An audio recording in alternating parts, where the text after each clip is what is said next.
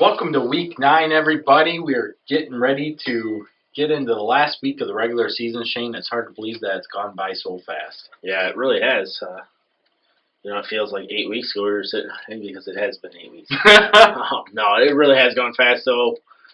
You get to that 6, 7 week, you start getting some numbers to crunch, and it starts getting exciting, and then next thing you know, you're looking at week 9, and then the next day you have your first-round opponent. So this is what we play for. Yeah, this is great. Speaking of that, next Saturday, the 21st, or I'm sorry, not next Saturday, because it's this Saturday. Yeah. Good Lord. This Saturday, we'll be doing our inaugural playoff live show at 7:30 p.m., where we will break down the potential matchups as we see them, give you some insight on what those matchups may represent. And then, of course, once the playoff brackets actually get released from the IHSA, we will present those live right here on video, get it marked up on the chalkboard behind us, and kind of take a look briefly of what we have going there. And then, of course, we'll still have our original playoff show on video as well for the following week before the games get played. And just a little teaser, we'll have some conference matchups the first round. Yes. That's a given. So that is going to be a given. The great thing is, guaranteed. We will have 8 Class 1A teams in the playoffs. So they will take up half of the seeds of the 1A North bracket. Yep. But because of the way they're positioned, we definitely will see a few of them fall out, unfortunately, in the first round. Right. So, it's the way of the game. Don't forget to subscribe to our YouTube videos. Just click on the button right there, and then once you subscribe, hit the bell next to it. That way you can get all of the notifications when we get videos produced. Also, you'll get the notifications when we go live for our playoff video next week. Right. Or this week, I should say. I keep saying next week. It's this week. I just feel like we're a week behind yet. But it's kind of strange. It is. But we're here. It's time for the playoffs after the week is played. So it's time to get it. Yeah. It's the best time of the year. So anyway, we'll break down our week 9 matchups and predictions right now. Heading up to Warren, where they will be playing host to AFC. Warren comes in with that 1-7 record as they picked up a big win for the upstate side of the conference to all get additional playoff points last week. And AFC comes in with a 2-6 record. Last week, AFC lost to Polo in a pretty tight game there early on, 28-14, while Warren beat South Beloit 62-34. Shane, last year this game took place in week 2. AFC won this game 14-12. One of the many close games that Warren lost in their first 5 weeks of the season. Right. But, as far as AFC and Polo last week, that was a game that we thought maybe this is a sleeper pick where Polo might get upset here by AFC, but obviously that didn't happen. Polo then becomes playoff eligible, with that 5th win. And then Warren, really taking it to South Beloit, glad to see the refs finally showed up and Warren to cover it. We were standing on the sideline of the Dakota game, and it was like 9:30, and we're like, why don't we have any updates? And then you got the update. Well, the officiating crew never went to Warren, so they had to wait for that replacement crew out of Rockford to finally show up there. But, that nonetheless, that's a big win for Warren and for the upstate. That really helped out Polo in that situation. So, obviously, Warren beating South Beloit didn't go anywhere near what we thought it would go, but glad to see Warren got the victory. No, because you're right. Polo, without that win, and in a matchup we'll be talking about later between River Ridge and Mooseheart, if Mooseheart were to win that, Polo could have easily been on the outside looking in rather than the inside looking out. So, big win by Warren that benefited Polo because now Polo is going to be in the playoffs. Right, and, hats off to Warren, a week removed from basically not forfeit. Well, I guess it's a forfeit with Lena Winslow and get a victory, but I think that was the last win they'd get for the season. I got to take AFC in this. AFC is just too much, in my opinion. The AFC's had a disappointing season. Here's a chance to end it on a good note. Yeah, I mean, AFC gets the win here. They pretty much end up right where we predicted them at 3-6. But the way that they got there wasn't exactly the best. Early in the season, we thought that shellacking that Dakota gave them wasn't a good indicator of what AFC really was. But you got to win the games that you're supposed to win, and ultimately turned out to be the case of where we thought they'd be. Yep, and I mean, they'll be all right this week. So the Raiders, I also picked to win.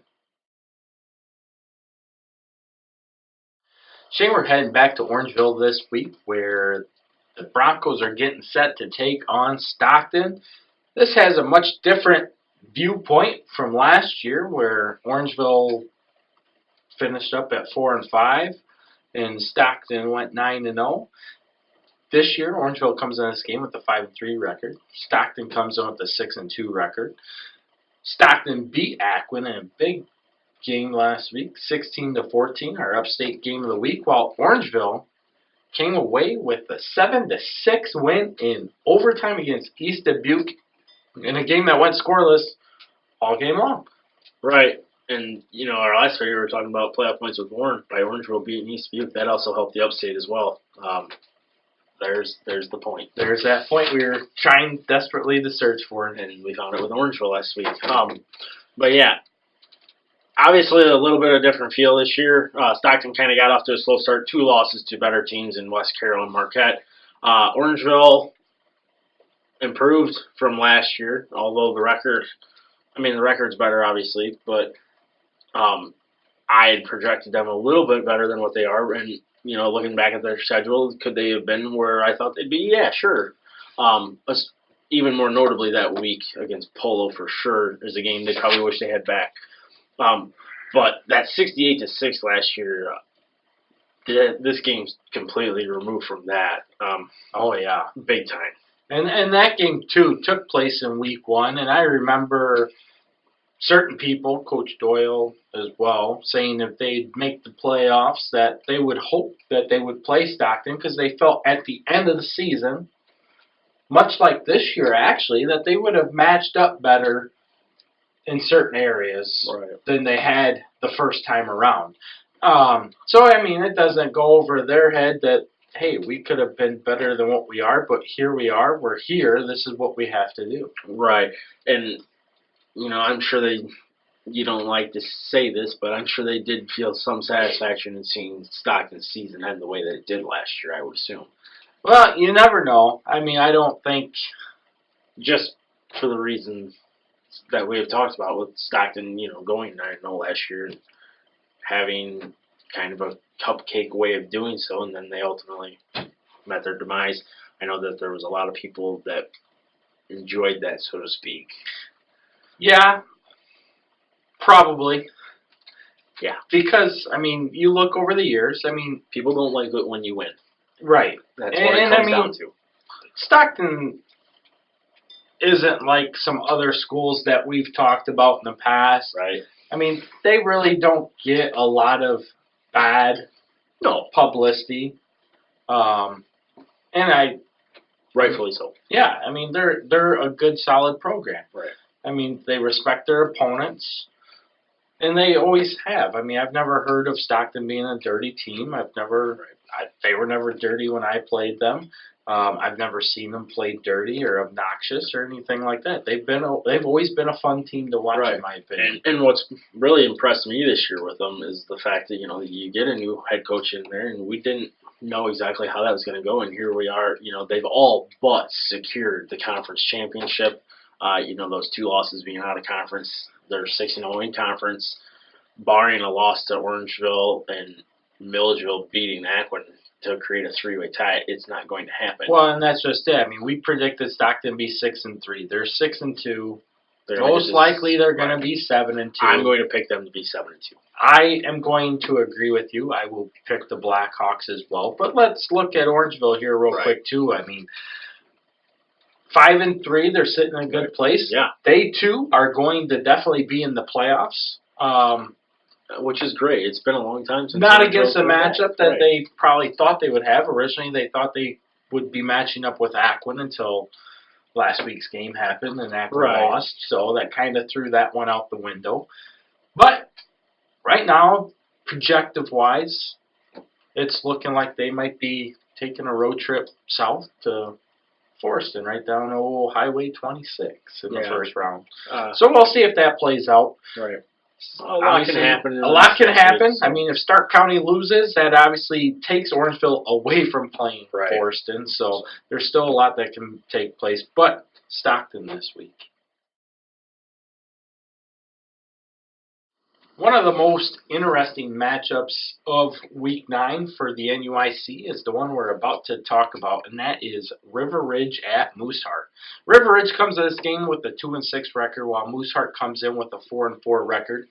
Last week, River Ridge lost to Milledgeville, 26-6, a game that they were up in. Yeah, they were up in that game, right? And either way, they were in the game. Right. And Mooseheart lost to Hiawatha 28-7. This is the first time that these two teams have squared off with each other. But at stake is once again playoff points for the upstate side of the conference to definitely ensure things take place for Polo. Right, that's just that. I mean, obviously Polo could beat EPC and don't worry about any of the talk that we've had for the last, the Warren talk and the importance of that game and this game itself, obviously. But if Polo were to lose, these are crucial games and none more important than this. And that's all we're looking at. Right, and, River Ridge is kind of in that pesky team. Aquin ultimately, took it to River Ridge when they played. That was a close game and a half. Oh, yeah. River Ridge last week against Milledgeville, what was it? It was 7-6 at half. Yeah, I mean, River Ridge is kind of like that pesky little brother, so to speak, like annoying, just kind of get under your skin a little bit, but can't quite hang with you yet. Right. Sorry to River Ridge, but I got no better way to explain it than that. They're getting better. Right, they are. They're just this getting is better. exactly what we saw last year. Yeah. You hit that point in the season and you're improving. So obviously this is a big game because Mooseheart needs the win, just nonetheless. Well, here's the thing about that. Mooseheart wins. They're 5-4, but because Hiawatha lost to Aquin and Orangeville, they won't even make the playoffs. Right. I mean, they need the win for eligibility purposes, but like you said, it's over. Yep. And hopefully, from an NUIC standpoint, Mooseheart realizes that, in my opinion. Obviously, that doesn't help Polo. Well, it helps Polo if River Ridge wins, obviously. And it takes a point away from Lena Winslow. Right. If River Ridge wins, but that's Lena doesn't need to worry about points. No. Not when you're going to be in the 9-0-1 seed. Yeah. But yeah, River Ridge, maybe Mooseheart will realize, man, our season's over. We kind of do the East Dubuque thing and turn our pads in early and get ready for basketball season. Right, exactly. Which they're good there too. Yeah.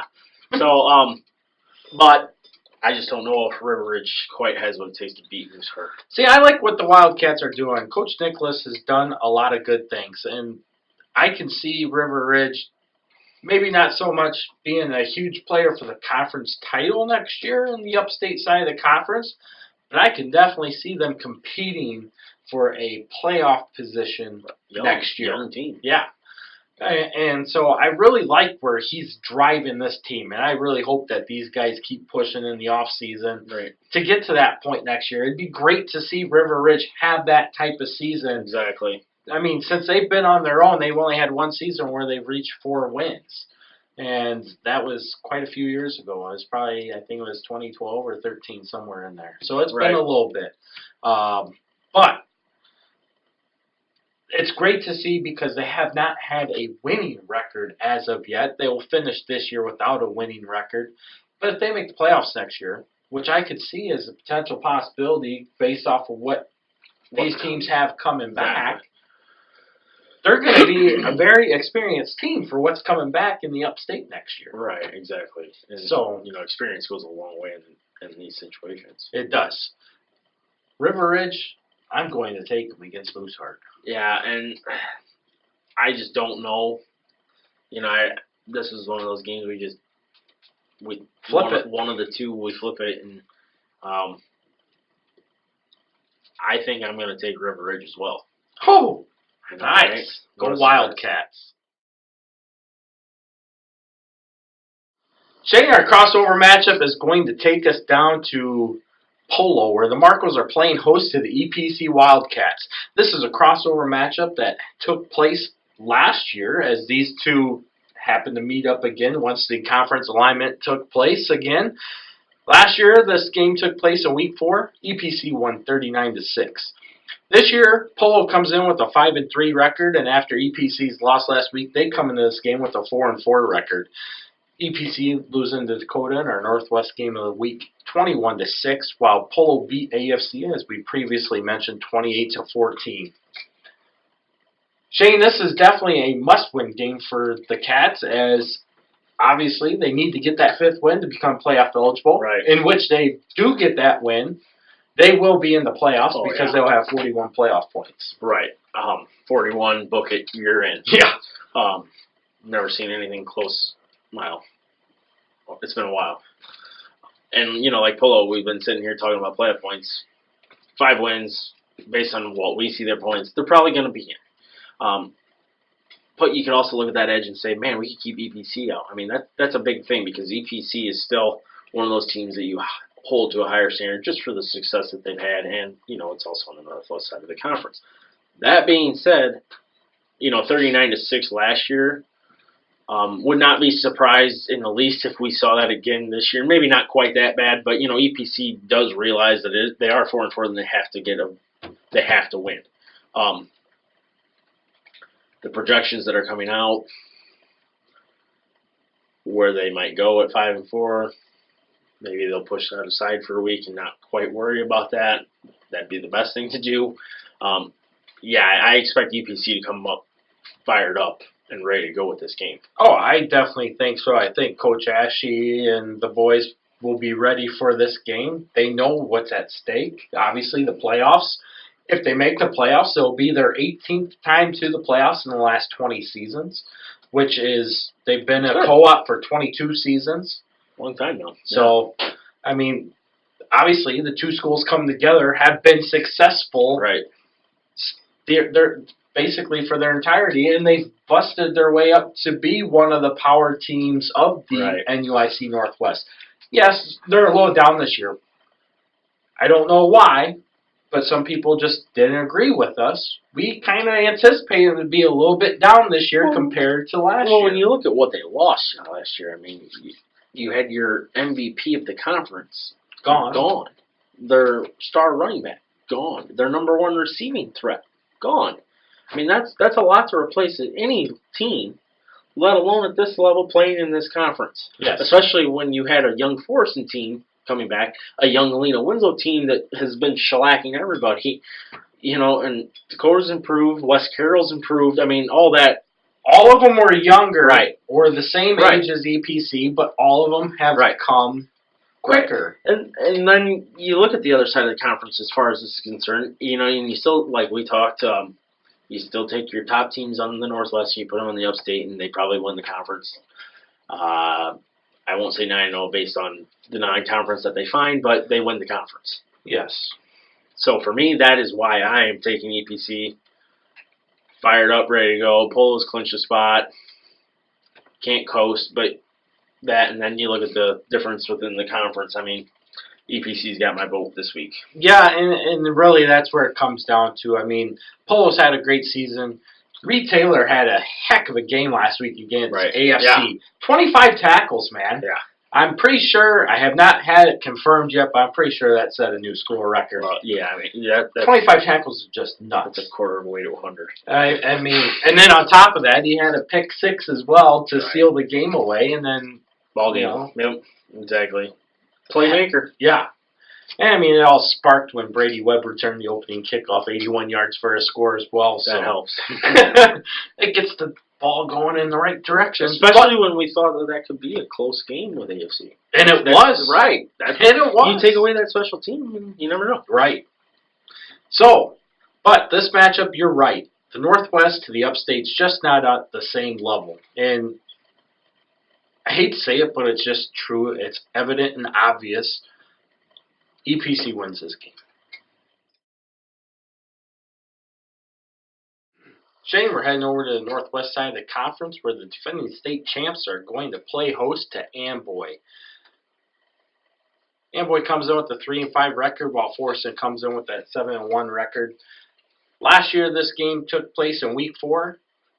We were still trying to figure out what Amboy was at that time, as they came into that game with a 2-1 record. But Forreston told us what they really were when they beat them 55-7.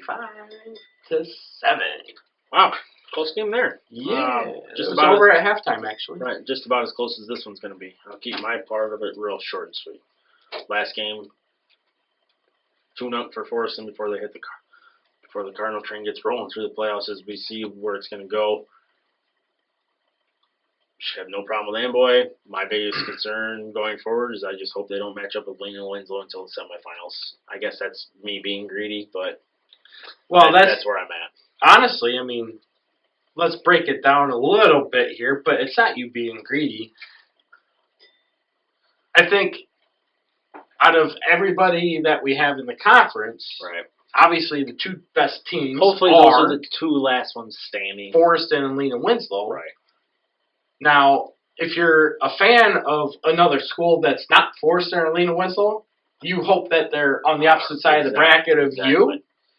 But likelihood of that happening is not very high. And then you also hope that they play each other early. But that's probably not going to happen until the quarters at the earliest. Well, now that we're dabbling into this a little bit, sorry, Amboy, you're going to lose this game. Right. I agree with Shane. Forreston is going to win this game. So let's talk about it. So, Forreston, they're going to win, 8-1. Now, Galena Winslow's got a big matchup that we're going to discuss later against Dakota. If Dakota were to beat Galena Winslow, that would probably be the only chance that we would see Forreston and Galena Winslow on the same side of the bracket. Originally, it wasn't going to be that way, but now that Anawan Wethersfield benefited from a couple upset victories that helped put their opponents with more playoff points to boost their tiebreaker with Forreston and give them the upper seed over Forreston, Anawan would be the number 1 seed, which is nuts, with Forreston and Galena Winslow being 2 and 3. Right, which ultimately fall to a quarterfinal matchup. Right, and then your number 4 seed, if Dakota were to beat them to go to 8-1, would be Dakota, and they would not see them until the semifinals. Correct. So, I mean, kind of crazy. It is. It's crazy to think about it, especially considering that Forreston and Dakota squared off in Week 3 forever ago, but still a 40-0 favor of Forreston. Obviously, Dakota has been much improved over the course of the season. Right. As Coach Free keeps building that program. Young team, right. Yes, they are young. So they're with the younger team, junior dominated team, there are some learning curves along the way. Now, these guys, a lot of them, quite a few of them, got significant playing time last year. And Dakota's still young because they're still starting sophomores as well. Yeah, we can talk about that next year when we think that might actually come to fruition. Forreston, Galena Winslow. Galena Winslow wins. Forreston wins. Both will be on opposite sides of the bracket. For the NUIC's sake, that's a great thing. Because if they do meet up in the semis, that means we are guaranteed a state finalist. State finalist. Or state champion. Right. Thank you. Okay. But, so, it's going to be a great week. So, Forreston over Amboy. We'll get to the other talking points later. Yeah. Forreston. West Carroll, East Dubuque. In Savannah, West Carroll comes in with a 5-3 record. East Dubuque comes in with a 2-6 record.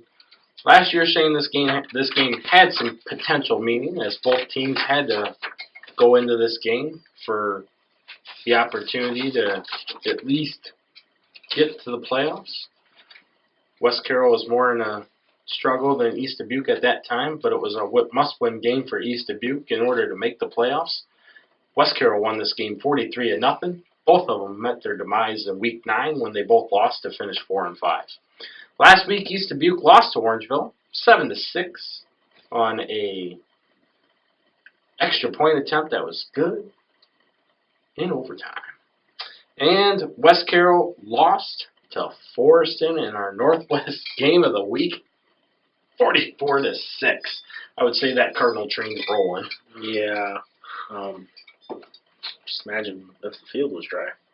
Oh, God. You know, I honestly attribute that to a lot of the scores that we had last week, and obviously this game was not one of them. No. I mean, holy Moses. You know, we talked about Forrest and whatever. West Carroll, you know, honestly, we predicted kind of a big game for Forrest in that matchup. We did see some picks where one guy on the forum said, let's pick West Carroll. Then another couple people picked West Carroll to lose by a couple scores. That was more realistic coming into the game than West Carroll winning or getting blown out even, like the way they have. It's no secret, we've talked about it before. Last year, this is what Dubuque and company put forward as their season wears on. This is where we need to be for state championship. This will show us what we need to see. I have a feeling a big if, Forreston was in that same discussion this year at a press conference, he would not say West Carroll was the tune-up game that got them to where they wanted to be. That being said, West Carroll, you know, 5-3, East Dubuque 2-6. I like West Carroll in this game. Get to 6-3, you know, back to the playoffs, which is great. You know, they're only a year removed from the playoffs as it is. Right. Where they lost to Tri-Valley, you know, ultimately giving the champs their best game in the playoffs on a muddy field like this last week. So, yeah, you got pounded by Forreston, but better things to come. You're not the only one that got pounded by a Forreston team, and we're a good team, as we got done saying. Right. No, you're right. I mean, realistically, if we look at Forreston beating Dakota 40-0, Dakota beats West Carroll 10-8. Right. Where does that put Forreston over West Carroll? Right. Granted, don't compare scores, obviously, but yeah, that game was. I mean, Forreston is geared up; they're ready to go. West Carroll, though, definitely much better team, better than what they put on the field last week. Not saying that they didn't try, obviously. I'm sure weather played an effect, and in a muddy game, Forreston's definitely more favored. Right. Because of their run game. Well, and West Carroll even falling to 2-8. I mean, look, you don't have to play Forreston again. I mean, looking at the 2-8 field, what we said in conversations, would not be surprised at all if Forreston was able to win in 2-8 as well. So, you're West Carroll, you don't have to see Forreston again. That speaks and separates you from the rest of the conference other than EPC. Right. And you can't ask for more than that. So no, exactly. Wipe it out of your memory. Yeah, because honestly, I can see West Carroll getting to the playoffs with that 6-3 record. They're going to get a favorable draw in Class 2A. Exactly. Much more favorable than what I see EPC getting if they beat Polo, as we predicted. Yeah. So, yeah, EPC. First down comments. EPC's going to have that trip south to Sterling as we originally predicted. I just see it coming. That's the way it goes, though. Their nemesis, the one team they cannot beat. West Carroll, though. West Carroll's going to have a good matchup in the first round of the playoffs because they're going to win this game. Shane, one of our interesting matchups this week. Very interesting. Brings us to Galena, where the 0-8 Pirates play host to the 0-8 Rivermen. Last week, Du-Pec lost to Winslow 44-8, as they anticipated, and Galena lost to Amboy 20-14, the exact same score they lost to Amboy the year before. Right. Last year, Galena won this matchup in Week 6 against Pectonica only, 14-0.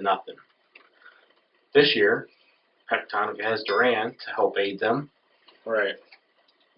So, obviously, a lot's at stake here. Both teams have the opportunity to play in the game. They get a victory. Who's going to win that game? Good question. It is. Du-Pec probably feels like they should probably already have a couple victories. They had that game down in Madison, where all the kit and caboodles took place. And then that game against East Dubuque as well, where was winnable, outplayed East Dubuque, but still lost. You're right. Yep. So maybe we're talking about 2-6 Du-Pec at Galena 0-8. But then Galena, could revert back to last week and say, wow, we really let one slip away against Amboy, had them where we wanted them on the ropes. I mean, there's only so much to talk about when their teams are 0-8. Obviously not something we really see from Galena, although last year and this year has been a struggle. Du-Pec might be 0-8, but you can't see it on paper, but they are making important strides to where they want to be, which is crucial for this co-op to succeed. Oh, for sure. I mean, you definitely got to get the two towns behind you and support you. And to be honest, I mean, I personally have not picked up a Du-Pec game yet. Yep. But I see all the fans from both places. Stands are full. Wearing Du-Pec stuff. The stands are full, like full. you said. Yep. Because you've seen them play. Yeah. They're not as bad as an 0-8 team would be. No, they're not. In fact, I had that conversation earlier this week with somebody, and I said that, Du-Pec is not as bad as their record indicates that they are. Right. I mean, well, and a lot of that goes to what you're playing. I mean, that just speaks for the conferences itself.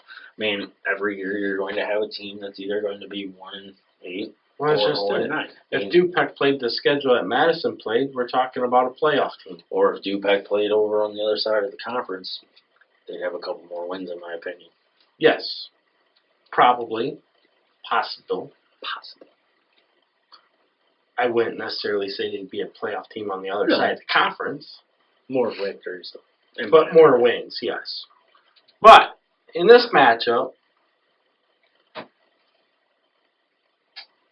I like the Rivermen. I do, too. Hoffman's going to finally get him in the win column, where Du-Pec's been trying to get. And like I said, felt like they should be already. I think they finally break through that wall. I do, too. I send the gentlemen to a winless season. And it will be their worst season in school history. Right. Who would have thought that? Nobody. I mean, for Galena, I mean, the last time they were, we thought they were this bad last year. And they still managed to win a couple. Right. They got 2 wins. Yeah. They went 2-7. So it was their worst season since 1985. Right. 84. But this year, this is their worst season since 1975 when they went 1-8. Right. So 0-9. No. I see it. I'd say Du-Pec as well. I got Du-Pec getting on the win column. Shane, our upstate game of the week takes us back to Conley Field in Freeport, where the Aquin Bulldogs are going to be playing host to Milledgeville. Milledgeville comes in this game with a 7-1 record, while Aquin comes in with that 6-2 record after they lost to Stockton last week. Had Aquin won, this could have been the potential conference championship game. Right. But, or at least for a share of it. That's right. Now, both these teams have to rely on Orangeville beating Stockton to get a share of the conference title. Which we've already discussed. We just don't see happening. But yeah, you jump back to where we thought this, we were looking at to what games we ourselves were going to cover, we were always looking a couple weeks ahead of what we're going to do, and we started looking at this matchup and thought, we'd have 2 conference championships settled at the end of the season, so to speak, and well, Stockton had a say in that, which good for them. And relying on Orangeville to beat Stockton at this point in the season after things that Orangeville may or may not be going through might just seem like a little bit of a long shot at this chance. But Milledgeville and Aquin both will be playoff teams. And conference championship doesn't mean jack squat. Nope, not when you're in the NUIC. Right. And you're shooting for a state title every year. Right. So, we've talked about Milledgeville. I mean, not on here, obviously. Milledgeville defending the past week and Aquin having struggles with running teams. However, I think that Milledgeville's running game isn't as strong as Aquin's passing game, if that makes sense. No, it does make sense. This is a very intriguing matchup. Last week Milledgeville started off slow with River Ridge. They beat him 26-6. Aquin obviously, once again, didn't get started till the second half as they lost 16-14 after being down 16-0. Right. So, you look at what this game took place last year. Aquin went 8-1. Their only loss coming to Stockton in week 8. Ironically, their only loss coming to Stockton in week 8. Right. Milledgeville was a 5-4 team that had to beat Warren by 4 points in week 9 to make the playoffs. And almost won their first round game. Yeah. And Aquin made the quarterfinals, and they only beat Milledgeville by 2 points last year in week 2, a game that Milledgeville should have won. Right. Aquin won 14-12. And everybody looked at that, and it's kind of like a head scratcher at the time. Right. So now, Milledgeville's at the point where they're getting off to slow starts, and we've kind of seen this progress over the last 2 to 3 weeks. Aquin has been in that same boat, but for a little bit longer. Yeah. And for me, I'll even take it to how equal I see these teams being. I'll take it to the other element that we don't generally discuss until you get into late in the playoffs, and for me that's going to be weather. And I'm going to put it simple as this. If the weather is nice, I'm going to take Aquin. If it's muddy and whatnot, like last week, I like Milledgeville. I think it's supposed to be good weather. I like Aquin. It is going to be good weather. Sunshine's in the forecast the majority of the week. I think Aquin's defense, specifically Jackson Holder, is going to have a big game against the Milledgeville run game. Earlier this year against Polo, he tied the Aquin school record for most tackles in a single game. Right. He needs another performance just like that. And as long as he does, he's going to shut that Milledgeville run game down. Milledgeville's chance to win this game is going to be on the outside because you're not going to run up the middle. Right. Milledgeville hasn't been able to stop the pass because back when Austin Guy was still playing quarterback, that's what made that game close, was the ball in the air. Well, you got one of the best passers in the conference coming up this week. I like the Bulldogs. Heading to our Northwest game of the week, Shane, we see the Lena Winslow Panthers playing host to the Dakota Indians.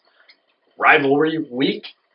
Well, Rivalry week for the potential conference title on the line. Lena Winslow comes in at 8-0, while Dakota comes in with a 7-1 record. Dakota playing big last week in the Northwest game of the week with that 21-6 win over EPC, while Lena Winslow took care of Du-Pec 44-8.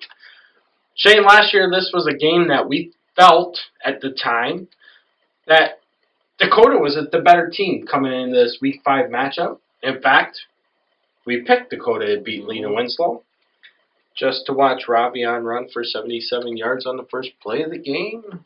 That you could have drove a truck through the hole. I still remember that off to the right side and gone down the sidelines. Boom! 7-0. And it was 35-0 just like that. You know what concerns me from a Dakota's perspective on this matchup, and then we'll get to the Galena perspective, is that game last year is a carbon copy of what we saw happen between Dakota and Forreston. Exactly. Every year a team is different, but a tendency like that has a way of lingering. That's a problem. Obviously, we're going to be 6 weeks removed from that shellacking they received at Forreston. Dakota's made their changes. We're getting away from what that matchup was towards this matchup. Dakota now starts 8 underclassmen on defense. I mean, that's where they're at. But do they have enough to get back to being competitive? I mean, it's been a long time since we've had a Dakota Lena-Winslow game. 2011. Right, for the conference championship, other than, a couple years ago when they had that close game at Lena when Dakota lost by a point. Yep, when both were top 2 ranked teams in the state. Right. But for conference championship, you really can't ask for more than this, getting down to the last week when it matters against 2 teams that on the field don't really care for each other but are friends off the field. Kind of exciting. It is exciting. I mean, when you're talking rivalries, Dakota Lena-Winslow has been a great one for many, many years. Right. And the ironic thing about this, and I just had it come to my head, but it made me laugh because it also took me back to the 2009 through 11 years. But if Lena-Winslow does win this game, the possibility of a second round matchup with Lena-Winslow and Dakota is highly possible. Not only highly possible, it's highly likely. The only difference is in 2009, 10, 11, we were talking about 2 state championship quality teams facing off. This year, 1 state championship quality team against another. Right. And, I mean, realistically, we might only be a year away from that. True. So, I mean, we both look forward to these 2 teams being the top of the Northwest next year with EPC. Exactly. Yeah. Collectively. Right. So, it might not be nice to say, and I don't mean to offend people in Dakota country, if I was a Dakota fan or a Dakota player at this point, knowing that you have a second round potential matchup, you got to keep this game close. You don't have to win this game. Keep it respectable so that when you do match up with them again, you feel that you can at least play with them. Now, if I'm a Lena-Winslow person, I want to win this game because I want to stay away from Forreston for as long as possible. Mm-hmm. And the only way I can do that is by winning this game. Right. If I'm a Dakota person, I want to win this game because I want to say, hey, we're back. To avoid both of them, too. Correct. Because, obviously, losing this game, you're playing with one of them. Right. And for Dakota, that's Lena-Winslow. Right.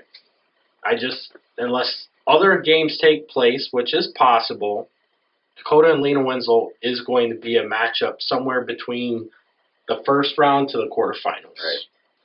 But for me, I like Lena. I like the Panthers too. All right, so that gives you a look at our Week 9 matchups and predictions.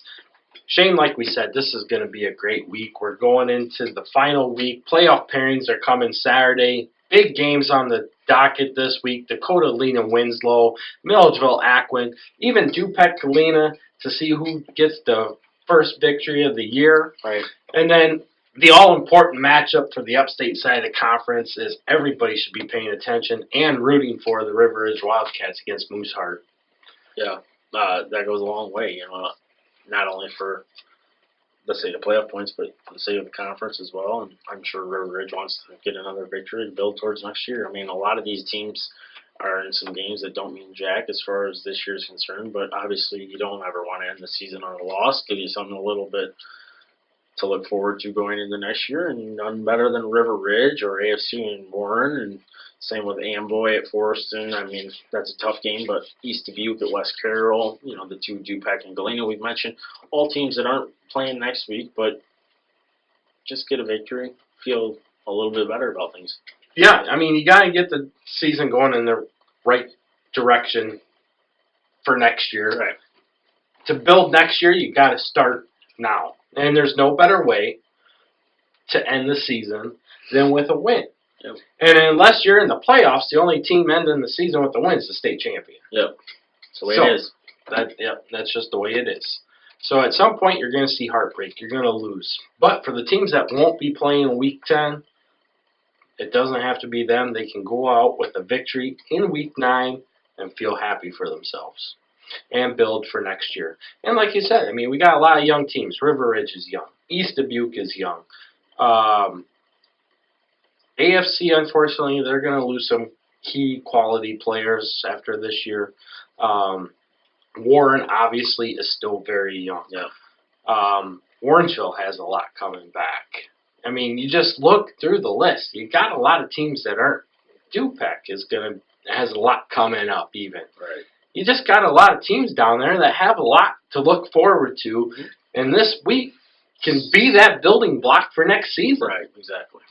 So that's what makes, I mean, okay, you're not making the playoffs. I've been there. I've played a Week 9 game where the game didn't mean jack squat, but you win it, and you feel a hell of a lot better and about you it. still get to go out and hit somebody. Yeah. One last time. Yeah, exactly. But obviously, it's been a great season. Look forward to the playoffs coming up. Yeah. Let's go. Yeah, let's get it started. Let's get this party started right now. Anyhow, get out to the games this week. It's going to be excellent weather for being late October. As always, root for the NUIC.